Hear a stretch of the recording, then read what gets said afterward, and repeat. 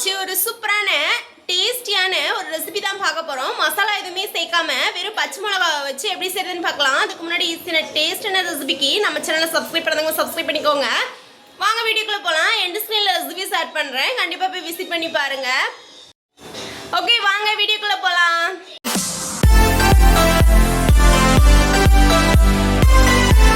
ஒரு கடாய் ஒன்று ஸ்டவ்வில் வச்சுக்கலாம். ஸ்டவ் ஆன் பண்ணிவிட்டு கடாய் சூடானதுக்கப்புறமா ஆயில் சேர்த்துக்கலாம்.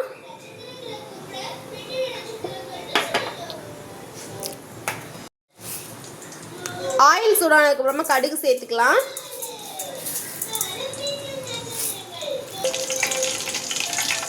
கருவேப்பிலை சேர்த்துக்கலாம்.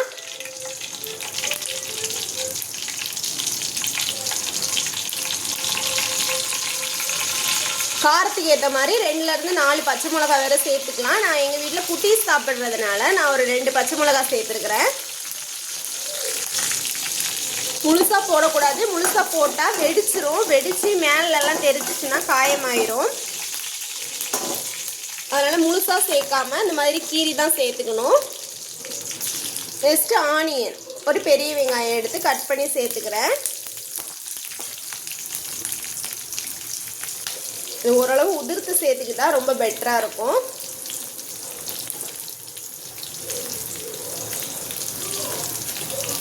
ஃபுல்லாகவே சேர்த்துட்டு நல்லா மிக்ஸ் பண்ணிக்கலாம். இது நல்லாவே பொன்னிறமாக வரணும்லாம் அவசியம் கிடையாது. ஒரு கண்ணாடி பதம் வந்தாலே போதுமானது.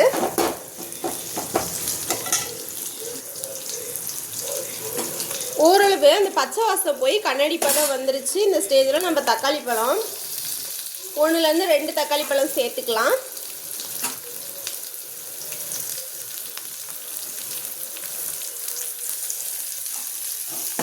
நல்லா மிக்ஸ் பண்ணிக்கலாம்.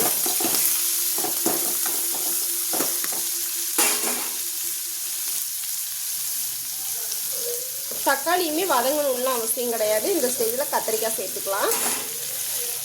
கத்திரிக்காய் நான் இன்றைக்கி வெள்ளை கத்திரிக்காய் தான் எடுத்திருக்கேன். இது மேக்ஸிமம் வெள்ளை கத்திரிக்காய் செஞ்சால் தான் சூப்பராக இருக்கும் டேஸ்ட்டு.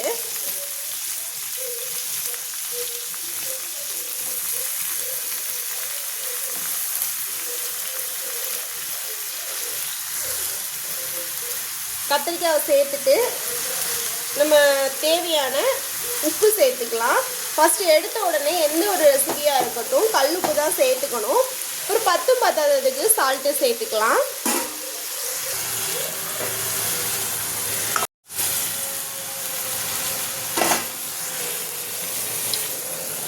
ஒரு மூடி போட்டு நல்லா வதங்க விட்டுக்கலாம். மூடி சேர்த்ததுக்கப்புறம் ஸ்டவ்வை சிம்மில் வச்சுக்கலாம். இந்த மாதிரி குட்டி சைஸ் புளி எடுத்து நல்லா மிக்ஸ் பண்ணி எடுத்துக்கலாம். ரொம்ப சேர்த்துக்க வேணாம். இது வந்துட்டு கொஞ்சமாக எந்த ஒரு கத்திரிக்காய் ரெசிபி செஞ்சாலுமே கொஞ்சமாக புளி சேர்க்கும் போது அந்த டேஸ்ட் நல்லாயிருக்கும். அதுக்காக ஒரு பேருக்காக கொஞ்சமாக புளி சேர்த்துக்கலாம். அதுக்காக நான் ஊற வச்சு நல்லா கரைச்சி எடுத்துக்கிறேன்.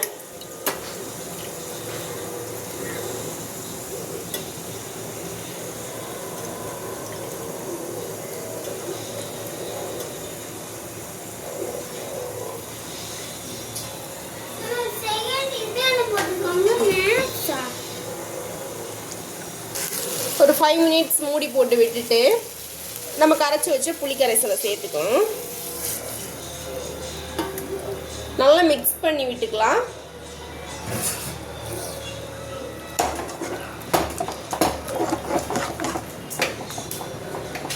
இந்த ஸ்டேஜில் நம்ம உப்பு இருக்கான்னு பார்த்துக்கலாம். உப்பு பத்தாட்டி சால்ட்டு சேர்த்துக்கலாம்.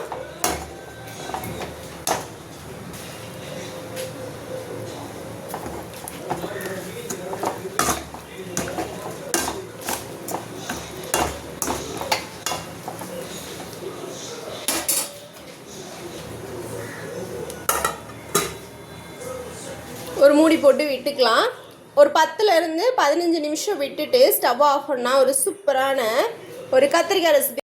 கண்டிப்பாக நீங்களும் உங்கள் வீட்டில் ட்ரை பண்ணி பாருங்கள். ரெசிபி பேர் என்னென்னலாம் கேட்டுறாதீங்க, ஏன்னா எனக்கே தெரியாது பேர் என்னன்னு. இந்த மாதிரி ரெசிபி செஞ்சால் சூப்பராக இருக்கும், டேஸ்ட்டாக இருக்கும்னு மட்டும்தான் தெரியும். கண்டிப்பாக நீங்களும் உங்கள் வீட்டில் ட்ரை பண்ணி பாருங்கள். நம்ம நம்ம சேனல் வீடியோஸை ஆல்ரெடி பார்த்துட்ருக்கிறவங்க நம்ம சேனலை சப்ஸ்கிரைப் பண்ணலை அப்படின்னா சப்ஸ்கிரைப் பண்ணிக்கோங்க. அதே மாதிரி புதுசாக பார்க்குற ஃப்ரெண்ட்ஸுமே வந்துட்டு நம்ம சேனலுக்கு ஃபுல் ஆதரவையுமே கொடுங்க.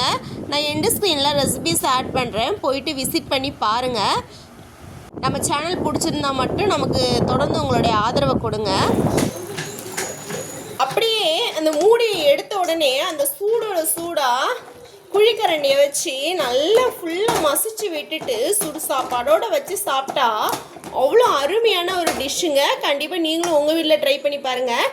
இந்த மாதிரி சில டேஸ்டான ரெசிபிக்கு நம்ம சேனலை சப்ஸ்கிரைப் பண்ண மறந்துடாதீங்க. ஓகே, டாடா பாய். இன்னொரு வீடியோவில் பார்க்கலாம்.